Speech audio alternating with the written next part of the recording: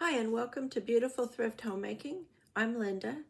We are this year reading through a vintage cookbook from 1917. It has a fun title of A Thousand Ways to Please a Husband, and I have a reprint from Dover Publications that I'm reading from. We are reading chapters 86 and 87 for this episode. Chapter 86, A Luncheon for the Teachers. I'll stay at home and help you this morning. May I, Bettina? Asked Edna, looking wistfully around at Bettina's white kitchen. No, indeed, my dear. It is such a simple little luncheon that I have planned that I can easily do it all alone. And you must go to the meeting. All I ask is that you won't forget to come home at noon. Edna would much rather fuss around with you in this dear little kitchen than go to the meetings, said Catherine, but I won't let her. She is always crazy to cook and do housework and things like that.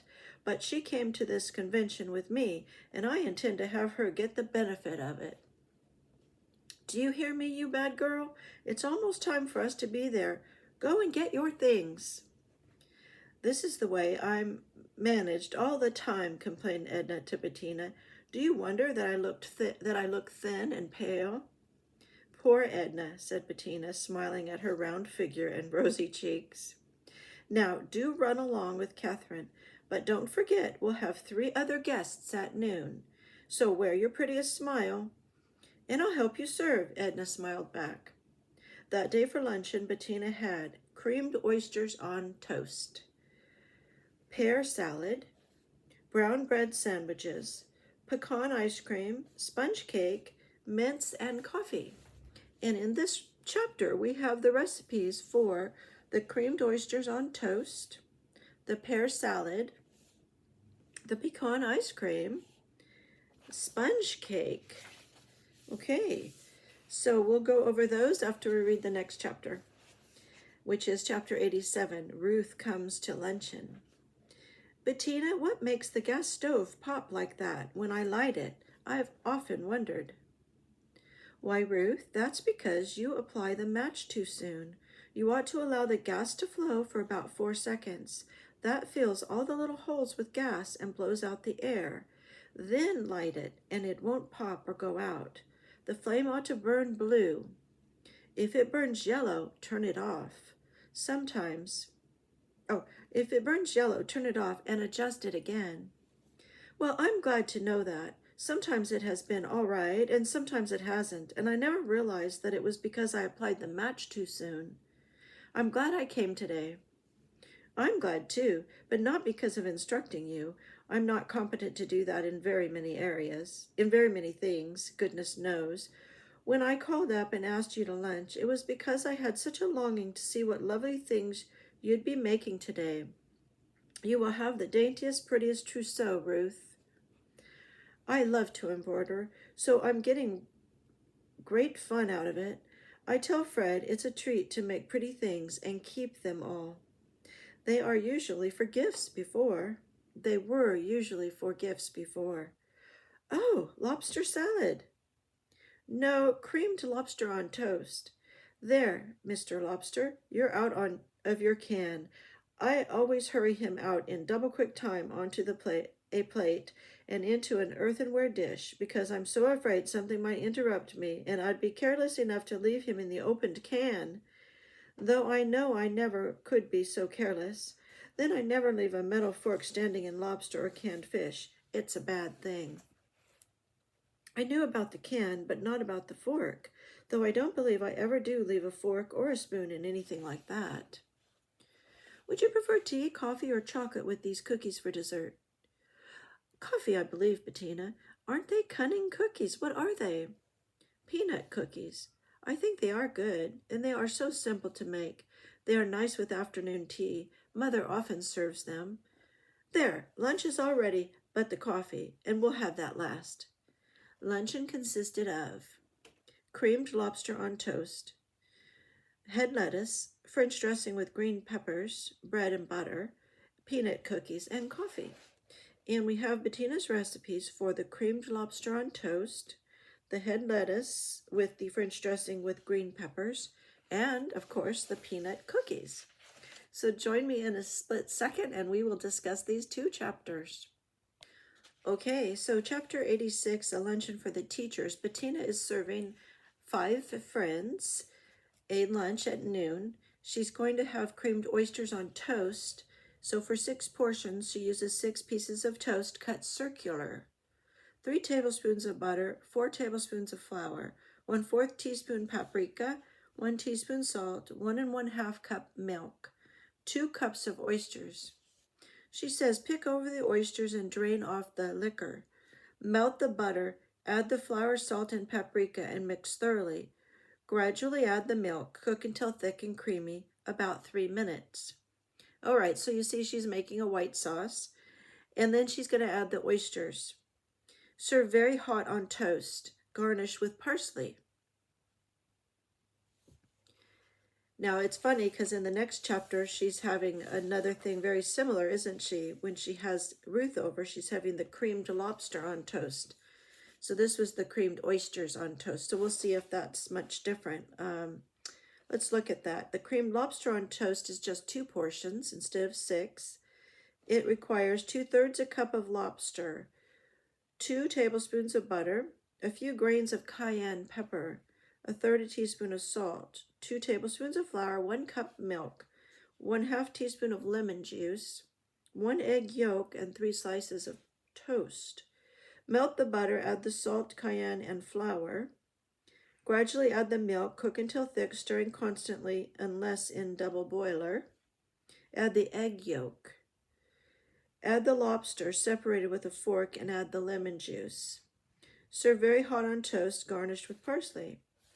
So this one has the addition of the egg yolk. That reminds me of a hollandaise sauce, I believe it is. And a little lemon juice and cayenne, which were not in the creamed oysters recipe. Instead, we had paprika as the seasoning for that one. All right, now we'll talk about the pear salad for 6 portions, 6 halves of pear. So that would take 3 pears, right? 1/2 a cup cottage cheese, 1 tablespoon chopped pimento, 1 tablespoon chopped green pepper, 6 halves of walnuts, 1/8 teaspoon paprika, 6 tablespoons salad dressing, 6 pieces of lettuce. Arrange the pears on the lettuce leaves. Mix the cheese, pimento, green pepper, and paprika thoroughly. Fill the half of the pear with the mixture. Place salad dressing over the mixture and lay 1 nut meat on top of each portion. Serve cold. Okay, so the nuts then, there's only 1 walnut half on the salad for each portion. So that's sort of just a decoration, isn't it? And cottage cheese. I've had a pears on cottage cheese are good, so that's probably a really nice little crisp and cold salad. I think that would be maybe a nice summer salad if you could get pears. You could probably use canned pears in the summer. Well, the pecan ice cream recipe is actually for 10 portions, so she's going to have some leftovers of pecan ice cream. And of course, we probably don't have any complaints about having leftovers of ice cream, right? 1 quart of cream, 3/4 cups of sugar, 1 1/2 tablespoons of vanilla, and 1/2 cup of pecan meats cut fine. Mix the cream, sugar, and vanilla. Fill a freezer half full of the mixture. When half frozen, add the pecan meats. Continue freezing until stiff. Pack and allow to stand 2 hours to ripen before serving. Okay, so she's going to use an old-fashioned ice cream maker. That's probably going to involve lots of salt, rock salt, and cranking. So what do you think about a vanilla ice cream with some pecans in it? Does that sound good to you? That's really basically what this is. Very simple ingredients. The cream, the sugar, and the vanilla. All right, now sponge cake, of course, would be good to have with the ice cream, especially with the pecans. So the sponge cake is 10 portions, 6 egg yolks, 1 cup sugar, 1 teaspoon lemon extract, 6 egg whites, 1 cup flour, and 1/4 teaspoon of salt. Beat the egg yolks until thick and lemon colored. Add the sugar gradually and continue beating using a Dover egg beater. Add the extract and whites of the eggs very stiffly beaten. Remove the egg beater and cut and fold the flour, which has been sifted 4 times, the salt having been added to the last sifting. Bake 1 hour in an unbuttered, narrow pan in a slow oven. Slow meaning a low temperature. Well, I was talking about the sponge cake and I had to step away, and now it is a different day that I'm recording the end of this about the sponge cake. The things she was noting about it were that genuine sponge cake has no baking powder or soda in it. The eggs must be vigorously beaten so that the cake will rise. A very slow oven is necessary. Increase the heat slightly every 15 minutes. Do not cut sponge cake. It should be broken apart with a fork. All right, so those are her tips on that. Remember, she uses the terms slow oven and moderate oven, and those have to do with the temperature. When she says very slow, I'm thinking that maybe she means around 300 degrees or 275, because a moderate oven seems to be 325 to 350. So that's the sponge cake. And now in chapter 87, Ruth comes to luncheon and they talk about lighting a gas stove with a match. And I don't know if you've had that experience or if that's something you are doing now, or perhaps you don't have that in your life at all.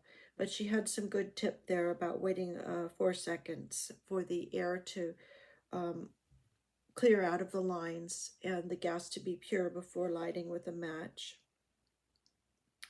And then they talked about a metal fork standing in lobster or canned fish, that wasn't a good idea.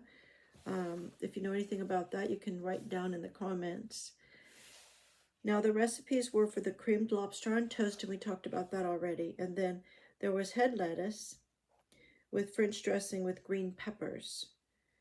And I'll give you that recipe for the French dressing with green peppers. 1/2 teaspoon of salt, 1/4 teaspoon pepper, 2 tablespoons of vinegar, 4 tablespoons of olive oil, 2 tablespoons of chopped green pepper. Mix the salt, pepper, and green pepper. Add the vinegar. Beat well and add the olive oil slowly. Beat with a silver fork until the dressing thickens. All right, so let's see, that is going to be 2 portions of head lettuce that are going to be, the lettuce is going to be prepared such a way that you remove the outside leaves and then you core the head of lettuce. Soak in cold water with 1/2 teaspoon of salt in it with the head of the lettuce down, then cut into quarters and serve a quarter as a portion with that salad dressing that was called French dressing with green peppers that I just covered. Okay, so that one was a French dressing. And last of all, we have the peanut cookies recipe. 2 dozen, you would need 1/2 cup of sugar, 3 tablespoons butter, 1 egg, 1 teaspoon baking powder, 1/4 teaspoon salt, 1 cup flour, 1/2 cup chopped peanuts, 1/2 teaspoon of lemon juice. Cream the butter, add the sugar, mix well, and add well-beaten egg. Add the baking powder, salt, flour, chopped peanuts, and lemon juice. Mix thoroughly and drop 2 inches apart on a greased baking tin or in pans. Bake 15 minutes in a moderate oven. All right, so something I noticed is that this is a drop cookie recipe. Those are always quicker than rolled cookies or shaped cookies or cut cookies, right? So this is a nice thing when you're in a hurry. And then I also noticed that it doesn't have peanut butter in it, but instead it has chopped peanuts. So I wonder if you've ever tried a recipe like that for a peanut cookie. Sounds fun. All right, and I like that it makes 2 dozen, not too many, right? For our smaller families these days, much of the time. All right, so that was chapters 86 and 87. Join me as we continue through these chapters in the next episode. Thank you.